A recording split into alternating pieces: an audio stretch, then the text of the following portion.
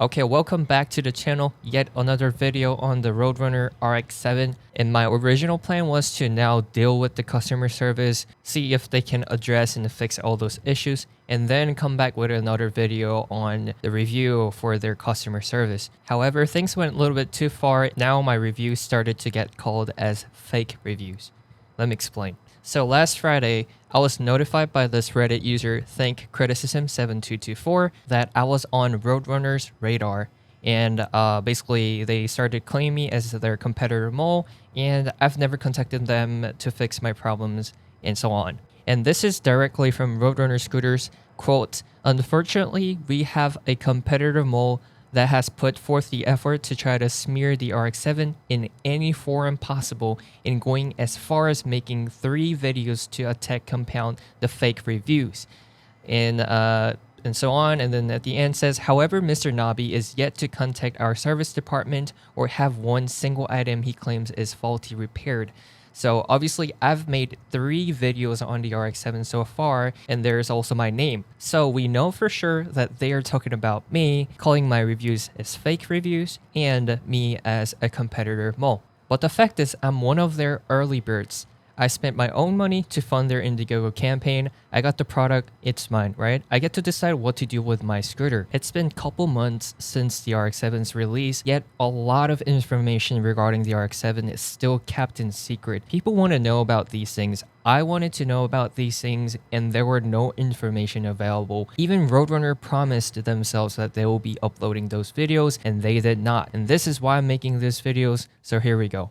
When I originally made the video on the lumilor, especially with the damage on the surface, I thought it was the rocks hitting the surface causing permanent damage. I thought that was the case because that's the only reason I could think of. Perhaps that's the reason why people start to think that it's the user ignorance, it's me causing the damage to the scooter, not the scooter itself. However, if you watch my 3rd video, and people talk to this because they probably haven't seen my 3rd video yet, but whenever it rains, the black dots come back to life. As you can see here, this was filmed during the early stages of black dots appearing, and as you can see, there are black dots everywhere. However, after rain, those are all gone.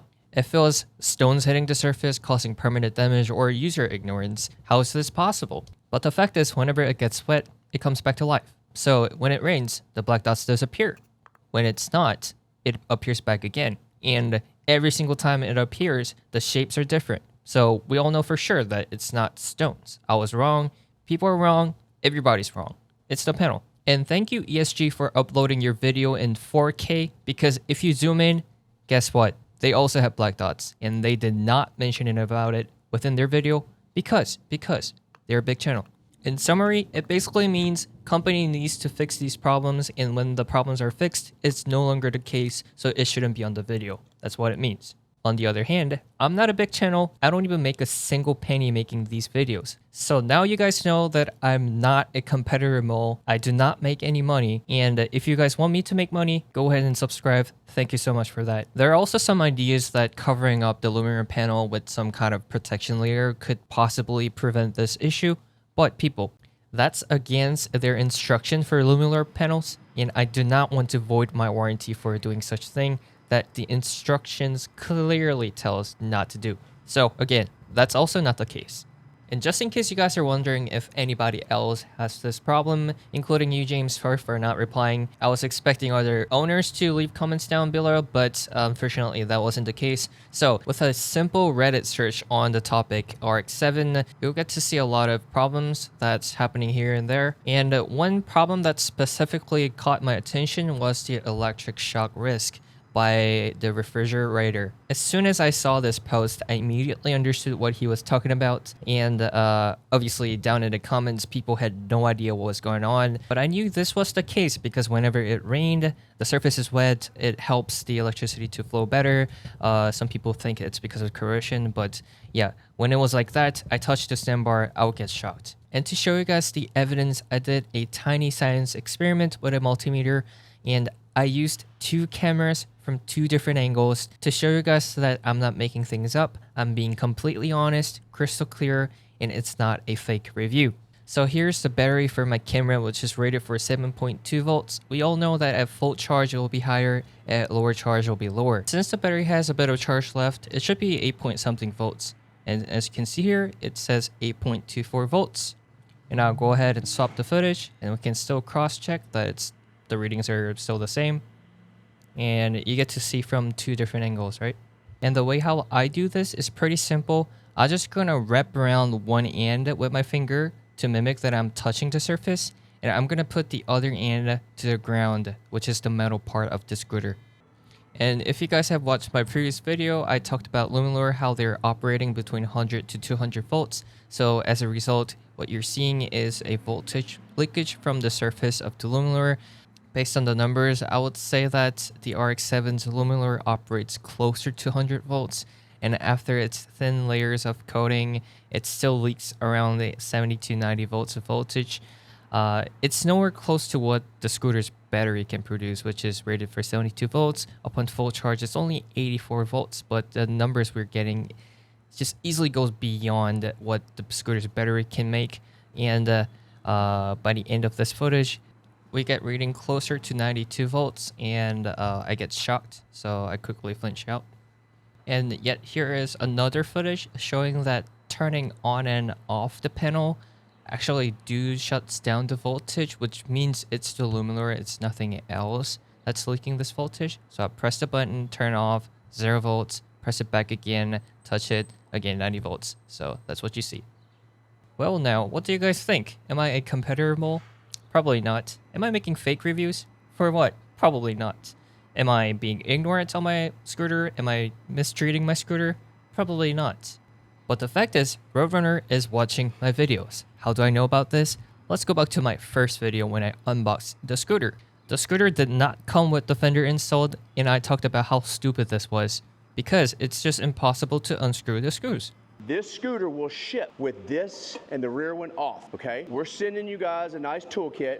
Which didn't come, by the way. I haven't mentioned it in my previous videos yet. But yes, they included the hex keys, but not the wrench. So I had to use my own adjustable wrench to attach the steering damper and the fender. You just slide it in, put the lug nuts back on, done. Unfortunately, it can't be done like that. So after my video was posted, if you take a look at every single big channel's unboxing video, for instance, ESG, you'll notice that there is fender pre-installed. And again, electric vehicle space, fender pre-installed.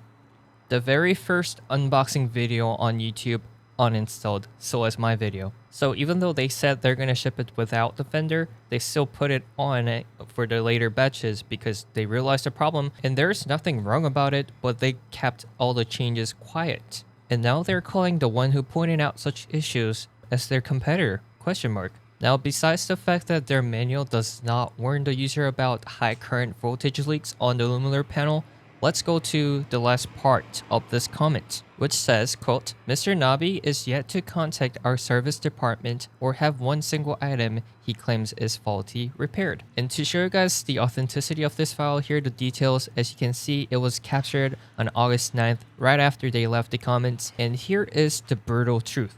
It was July 29th when I reached out to Roadrunner's customer support regarding the lumilor panel, the stem play, and the display, every other problems.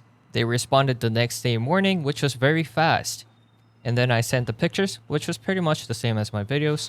And as you can tell from their response, they also know the fact that there is a problem with the lumilor.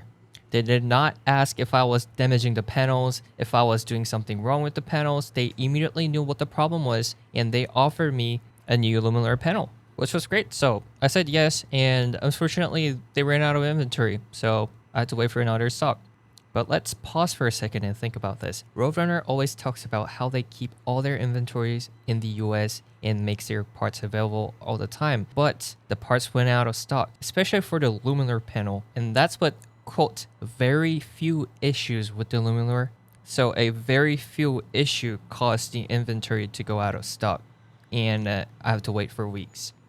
I was still being nice, so I told them whenever you guys are ready with all the parts, just send me. They said okay, and that was August 7th.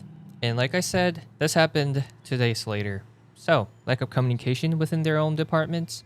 Who knows? To be fair, they may be using different system, even though my email shows my username. It may be difficult for them to figure out who's who, right? So they may not know that it was me, but still, that cannot be a justification for calling their own customers a competitor mole for leaving a negative review on things that actually have problems.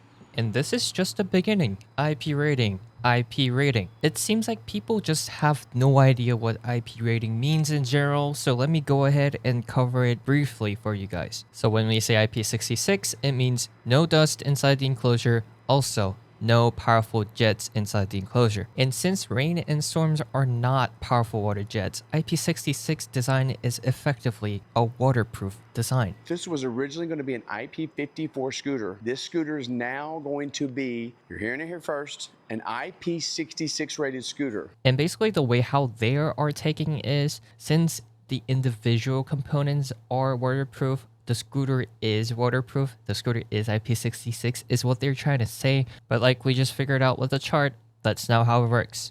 And for those who have no idea what an IP66 design look like, this is an Apollo Pro with O-ring installed throughout the edges of its enclosure, which means absolutely no water will enter inside its enclosure, making it to be true to the IP66 claiming. Yet, Roadrunner RX7, as you can see, the water goes inside the enclosure, which is true to IP54 rating, even though the individual components are water resistant. There is a distinctive difference between them. Just because you can get 100 from one of your quizzes doesn't make you a 4.0 student. You need to meet all the requirements, and that's how IP rating works.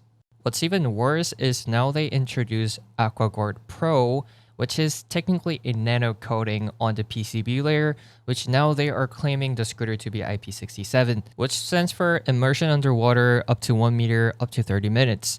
And of course, they say it, don't do this, because it's not the case. Why? Because there are some cables that are not IP67. That's what the motor looks like after corrosion. This happens when water gets inside your motor because the motor itself is not water resistant.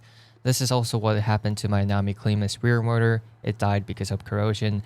I just had to replace the motor. And that's one of the reasons why a lot of manufacturers out there says never submerge your scooter underwater because your motor is not water resistant. Same thing applies to All Juice No Brakes. When I left the comments, the official claim was IP66. After that, they changed to IP67. That's why he's saying the RX7 is IP67. An IP66 rated scooter. That's one problem that I see is that manufacturers are secretly and quietly changing the specs of a scooter, while also the big reviewers are skipping those tiny details so that the video is still true after months of the company secretly changing the specs, fixing the issues without letting anybody know about it. And later on, they can come back and say, no, it's not true, that's false, because it's fixed and it's no longer the case. Meanwhile, what you see on the background is the cover for the key, which makes no sense at all because it just doesn't fit. It's larger than the key, and there is a stem mount covering around it, so it just doesn't fit at all. Whoever idea it was, that's a good idea. Back to the topic, at the end of my email, you do see that I asked about the AquaGuard and if it applies to the first batches of scooters. I haven't got any response yet. I'm probably going to have to ask again, but I'm not sure where All Juice No Brakes is getting his sources from, but we'll see soon. And for people who still think that applying a protection layer on top of lumilor would prevent this issue, see underneath the Velcro where the thick layer of Velcro protects the panel still has damage. Even has more damage than anywhere else where it doesn't have protection at all. So no, it's not. It's not the case.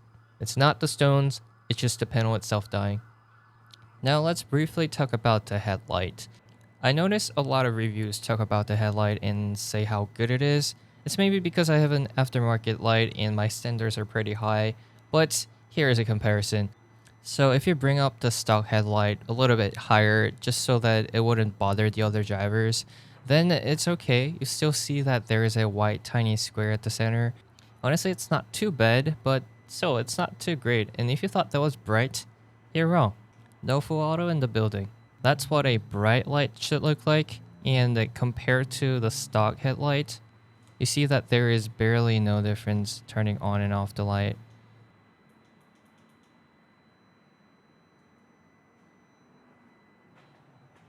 There you have it. I already dented my metal fender. That's why I'm not a big fan of a metal fender, because when I hit something by an accident, it deforms and then it stays like that forever.